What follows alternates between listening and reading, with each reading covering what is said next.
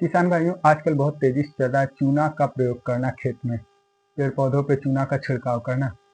हम सुनते हैं कि चूना का प्रयोग करने से काफ़ी फायदा होता है, बहुत ज़्यादा अनाज पैदा होता है, फल बहुत ज़्यादा आते हैं। तो क्या इस तरीके के वीडियो देखकर या ये बातें सुनकर हमें अपने खेत में चूना का प्रयोग करना चाहिए? तो मैं आपको बता दूं कि चूना का प्रयोग करने से पहले हमें चूना के विषय में पूरी तरीके से जानकारी समझ लेनी चाहिए। नहीं, अगर हम उस वीडियो को देख के आगे बढ़ते हैं, अगर चूना का प्रयोग करते हैं, तो हो सकता है कि हम बहुत भारी गलती कर जाएं, जिससे हमें भारी नुकसान हो जाए। तो आप भी चूना का प्रयोग करने जा रहे हैं तो यह वीडियो अंत तक देखिएगा। नमस्कार, आप सभी का स्वागत है हमारे यूट्यूब चैनल एनजेयू ब्लॉग में। सबसे पहले हम चूना के फायदे को देखते हैं कि चूना से क्या क्या फायदा होता है। जैसा कि हम जानते हैं, चूना से कैल्शियम की पूर्ति होती है। उसके साथ ही चूना तने को मजबूत करता है, जड़ को मजबूत करता है, जड़ में पोषक तत्वों को अवशोषित करने की क्षमता को बढ़ाता है। जो हम खाद फेंकते हैं खेत में, उनकी क्षमता को बढ़ाता है। ये सारे फायदे होते हैं। चूना फेंकने से फफूंद कम होते हैं, कुछ दीमक और अन्य जो हमारे लिए हानिकारक कीट हैं उन्हें यह रोकता है। तो ये सारे फायदे हैं चूना से। अब हम इसके दूसरे पहलू को भी जान लेते हैं, जो कि अक्सर कोई नहीं बताता है कि चूना के प्रयोग से दिक्कतें क्या होती हैं, आखिर हमें किस चीज़ से सावधान रहना चाहिए। तो मैं आपको बता दूं, यदि हम चूना का सही मात्रा और सही चूना का चुनाव नहीं करते हैं, तो ऐसे स्थिति में हमारे खेत में आयरन, जिंक, पोटास, इन सब की, बोरान की कमी हो जाएगी। उनकी जो अगर पहले से कमी है तो कमी और बढ़ जाएगी। इसलिए हमें चूना का सही मात्रा का चुनाव करना चाहिए। और इससे भी पहले एक विषय हमें और समझ लेना चाहिए कि क्या वास्तव में हमारे खेत में चूना का जरूरत है भी या नहीं। अगर नहीं है तो फिर मात्रा का भी चुनाव करने की कोई आवश्यकता नहीं है। तो यह कैसे डिसीजन लिया जाता है कि चूना फेंकना चाहिए या नहीं फेंकना चाहिए हमारे खेत में, क्योंकि हर क्षेत्र, पूरे हमारे जितनी भी धरती है, हर क्षेत्र में अलग अलग मिट्टी है, अलग अलग वहाँ के तत्व हैं। कहीं किसी एक चीज़ की कमी है तो कहीं दूसरे चीज़ की कमी है, कहीं किसी चीज़ की अधिकता है।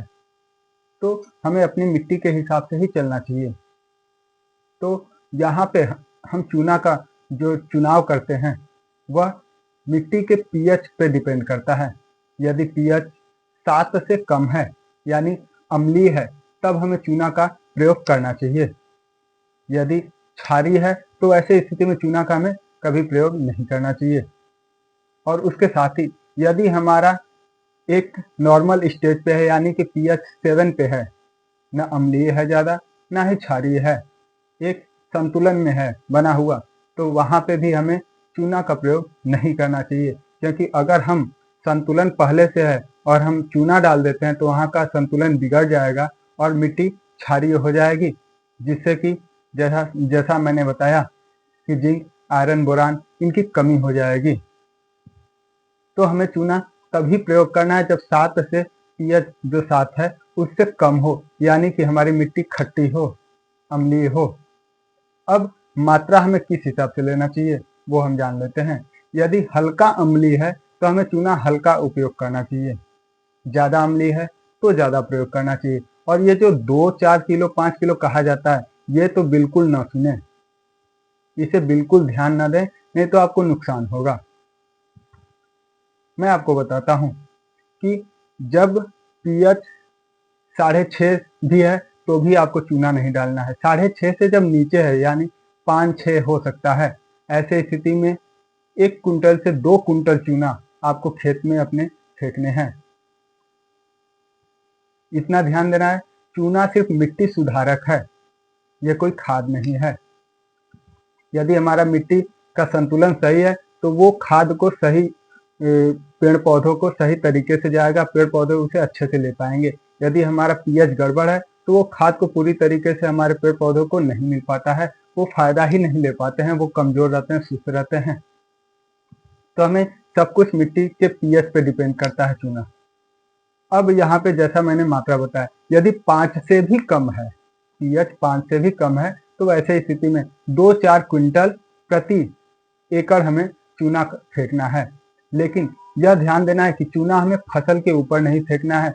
जब हमारा खेत खाली रहता है उस समय हमें पूरे खेत में एक समान मात्रा में छिड़काव करके कम से कम 5 से 6 इंच उसकी जोताई कर देनी चाहिए।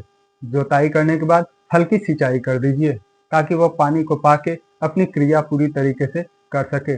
अब उसमें बुआई कम से कम 1 से 1.5 महीने बाद बुआई करें, तब हमारा मिट्टी का सब कुछ संतुलन बन चुका रहेगा और हमें उसका फायदा मिलेगा। अब हम बात कर लेते हैं कि चूना का जो हम उपयोग कर रहे हैं, अगर हम 7 के ऊपर अगर इसका प्रयोग कर देते हैं, पीएच 7 है उसके बाद अगर हम चूना का प्रयोग कर देते हैं तो वैसे स्थिति में मिट्टी में हमारे जो क्षारीयतापन है वो बढ़ जाएगा। बढ़ने से बाकी तत्वों की कमी आ जाएगी, आयरन की कमी आ जाएगी, बोरान की कमी आ जाएगी, जिंक पोटाश की कमी आ जाएगी। तो इसलिए वो तो करना ही नहीं है उसके ऊपर। 7 भी रहे तो भी एकदम भूल जाइए। जैसा कि हमारा उत्तर प्रदेश है, चंदौली जिला से मैं हूँ। उत्तर प्रदेश और बिहार की मिट्टी में अक्सर देखा गया है कि पीएच हमारा ठीक रहता है, 7 से 8 के आसपास रहता है।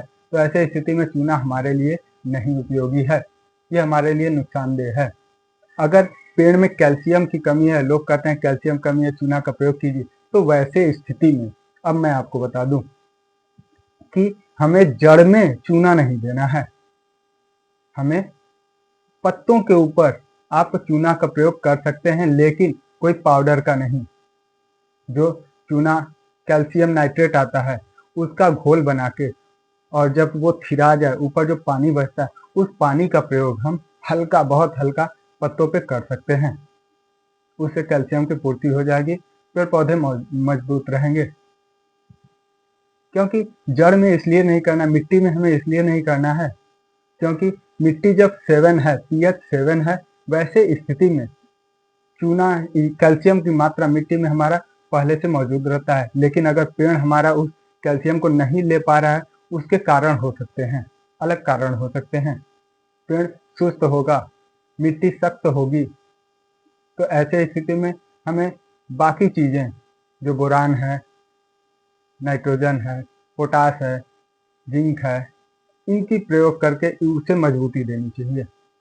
जीवामृत और पंचगव्य का छिड़काव करके मिट्टी में इसे दे के हमें इसके जड़ों को मजबूत करना चाहिए ताकि ये कैल्शियम को खुद जाके ले लें। तो ये सारी परिस्थिति को हमें पूरी तरीके से समझ के ही चूना का प्रयोग करना चाहिए। अब मैं आपको बता दूं कि जब हम खेत में चूना फेंक रहे हैं, वो भी चूना कोई भी चूना उठा के नहीं फेंक देना है। एक साधारण चूना आता है, एग्रीकल्चरल चूना, आप उसका प्रयोग कीजिए। यदि आपके मिट्टी में जांच के दौरान पता चले कि मैग्नीशियम की भी कमी है तो डोलोमाइट चूना आता है, आप उसका प्रयोग कर लीजिए। उसमें मैग्नीशियम की अच्छी मात्रा होती है। उसके साथ ही यदि अब जब आप देख रहे हैं कि आपको मार्केट में ये दोनों उपलब्ध नहीं है, तो मार्केट में कैल्शियम ऑक्साइड और जो पानी में घुलनशील ये चूना आता है, तो मैं आपको बता दूं ये दोनों चूना, कैल्शियम ऑक्साइड और पानी में घुलने वाला चूना, ये बहुत तेज होते हैं, इनकी क्षमता बहुत तेज होती है।